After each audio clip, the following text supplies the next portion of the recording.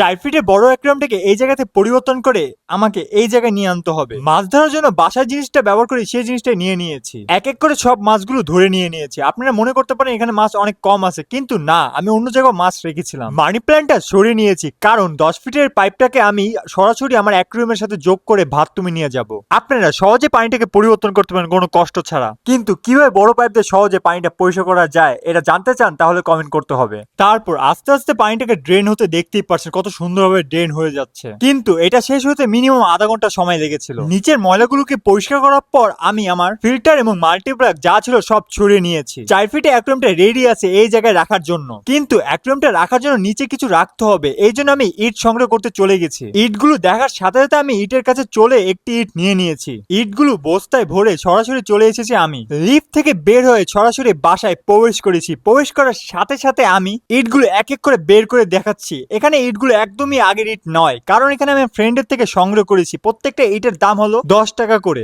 এক এক করে 6টি ইটগুলো অবস্থা দেখতেই পাচ্ছেন কত অপরিষ্কার রয়েছে। তারপর ভালো মন্দ ব্রাশ দিয়ে আমি সুন্দর করে পানি দিয়ে পরিষ্কার করে নিয়েছি। দেখতেই পাচ্ছেন ইটটা কত পরিষ্কার হয়ে গেছে। এখন যাবো তক্তা কিনতে, কারণ হলো তক্তার উপরে অ্যাকুয়ারিয়ামটা থাকবে। 12 mm এর ফ্লাইউডের প্রতি স্কয়ার ফিটে 110 টাকা করে পড়েছে। 1.5 ফিট বাই 4 ফিটে সুন্দর করে কেটে দিয়েছিল দোকানদার, আর অতিরিক্ত যে অংশটা ছিল সেটাও আমি কিনে নিয়েছিলাম। তারপর কালো কালার রঙের দোকান থেকে 100 টাকা দিয়ে কিনে নিয়েছি। বাসায় সরাসরি এসে পড়ার সাথে সাথে আমি হোয়াইট সিমেন্টটা মিক্স করে নিয়েছি। আপনি দেখতেই পাচ্ছেন কিভাবে ফ্লাইউডের মাঝখানে কিছু গ্যাপ ছিল, গ্যাপগুলোকে রিফিল করে নিয়েছি। নরমালি হোয়াইট সিমেন্ট ব্যবহার করে না, কিন্তু আমার কাছে কোনো কিছু ছিল না বলে আমার ব্যবহার করতে হয়েছে। আপনারা চাইলে মোম ব্যবহার করতে পারেন। হোয়াইট সিমেন্ট প্যাকেটের দাম হলো 30 টাকা, কিন্তু আমার বাসা অলরেডি ছিল। হোয়াইট সিমেন্টটা অনেক তাড়াতাড়ি শুকায় যায়, কিন্তু আমাকে অল্প অল্প করে পানিও দিতে হয়েছে, কারণ এখানে শক্ত না হলে এটা ছুটে পড়ে যাবে। শুকানো শেষ হওয়ার পর আমি সরাসরি নিয়ে চলে গেছি বারান্দায়। বারান্দায় রাখার পর মনে হয়েছে এখানে পেপার দেওয়া হয়নি, এই জন্য পুরাতন পেপার নিয়ে নিয়েছি। কালো কালার রং এবং থিনার নিয়ে নিয়েছি। থিনারের বোতলটি পড়েছে 40 টাকা, রংটি পড়েছে 100 টাকা। পেপারগুলোকে রাখার পর